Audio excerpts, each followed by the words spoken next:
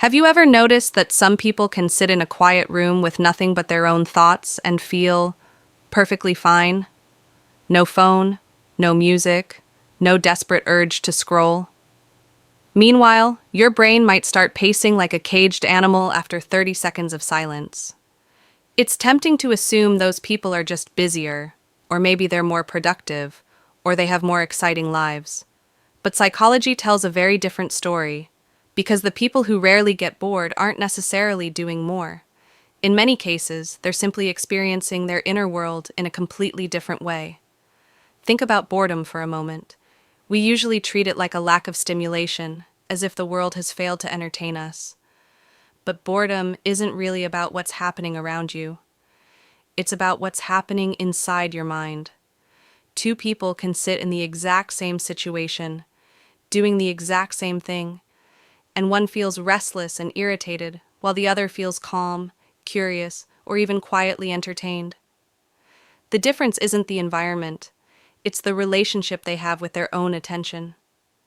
If you rarely get bored, you've probably been told things like, "You're so easygoing," or "You're good at entertaining yourself," and maybe you've shrugged it off, not thinking much of it. But under the surface, there's something fascinating going on. Your brain is doing a kind of psychological improvisation. When external stimulation drops, it doesn't panic. It starts creating. Psychologists often describe boredom as a signal. It's your brain's way of saying, "This isn't engaging me anymore. I want something different." For many people, that signal turns into discomfort almost immediately. Their attention bounces around, searching for something, anything to latch onto. But people who rarely get bored seem to have a different internal response. Instead of hearing that signal as an alarm, they hear it more like an invitation. Imagine your mind as a room. For some people, when the room is quiet, it feels empty and uncomfortable, like being alone at a party where everyone else has left. For others, that same quiet room feels spacious. There's room to think, to notice, to play with ideas. This difference has a lot to do with something psychologists call attentional control. It's the ability to guide your focus instead of being dragged around by it. Research has shown that people who are less prone to boredom tend to have stronger intrinsic motivation.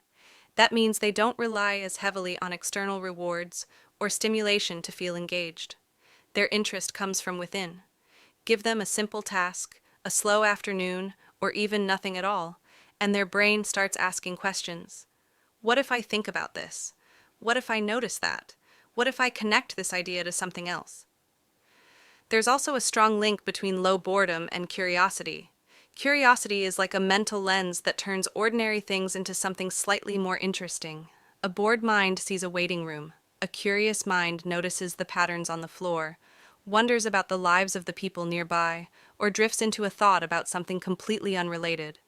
Same room, different experience. But here's where it gets even more interesting. People who rarely get bored often aren't constantly happy or excited. That's a common misunderstanding. They're not immune to dullness or frustration. What they're good at is tolerating mental quiet. They don't immediately interpret stillness as a problem. In fact, many of them have learned, consciously or unconsciously, that some of their best ideas, insights, and emotional processing happens when nothing much is going on. Neuroscience gives us a clue here.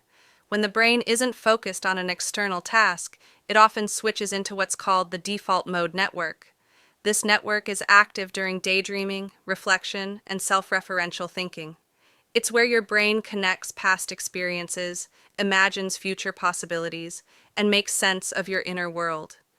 People who rarely get bored tend to slip into this mode more comfortably. Instead of fighting it, they let it happen. Think about childhood for a moment. Remember being bored as a kid, before screens were everywhere? Some children would complain endlessly, desperate for entertainment. Others would disappear into their imagination, building worlds out of nothing. Those early patterns often stick. If you learned early on that your inner world was a safe, interesting place to be, boredom loses much of its power over you. There's also an emotional layer to this. Boredom can be uncomfortable because it brings us face to face with ourselves, our thoughts, our feelings, our unresolved questions. For some people, that can feel overwhelming, even threatening. Staying busy becomes a way to avoid introspection, but people who rarely get bored often have a higher tolerance for self-awareness. They're willing to sit with their thoughts, even the awkward or uncertain ones, without immediately needing to escape. This doesn't mean they're always deeply introspective or philosophical. Sometimes it's simpler than that. They might just enjoy noticing small things, the way light shifts in a room, the rhythm of their own breathing, the absurdity of a random thought that pops into their head. These moments don't sound exciting on paper, but psychologically, they're rich. They keep the mind gently engaged. Interestingly, studies have found that boredom is linked to impulsivity and sensation seeking. When people can't tolerate boredom, they're more likely to chase quick stimulation, even if it's not particularly meaningful. Scrolling endlessly, snacking when they're not hungry, picking fights out of restlessness. People who rarely get bored are often less reactive in this way.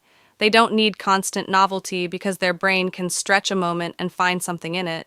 There's a quiet confidence in that. It suggests a sense of internal sufficiency, not in an arrogant way, but in a grounded way. The feeling that I'm okay here, even if nothing exciting is happening right now.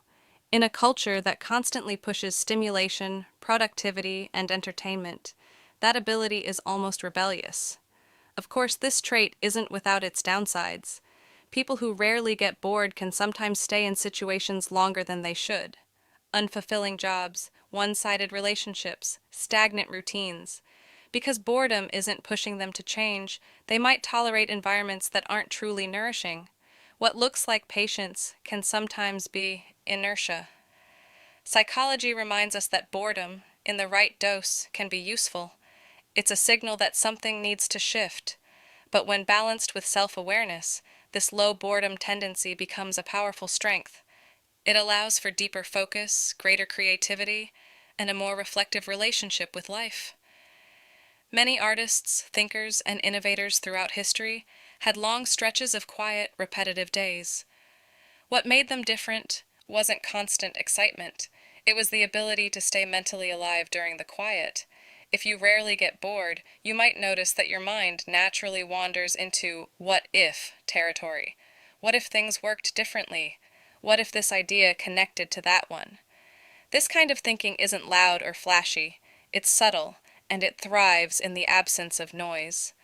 While others are rushing to fill every empty moment, your brain is quietly rearranging ideas behind the scenes. And if you do get bored easily, there's something important to hear here too. This isn't a fixed trait. It's a relationship with attention that can be reshaped. Learning to tolerate stillness, even in small doses, can slowly change how your brain responds to boredom. At first, it feels uncomfortable, like standing in line without your phone. But over time, something shifts. The discomfort softens. Curiosity sneaks in. Your inner world gets louder in a good way. Psychology doesn't say that one way is better than the other. It says that awareness changes everything. When you understand boredom not as an enemy, but as a doorway, the experience transforms. For people who rarely get bored, that doorway is already open. They step through it without thinking. For others, it takes practice and patience and a willingness to be a little uncomfortable. So if you're someone who can sit with yourself and not feel restless, that's not a flaw or a sign that you're missing out.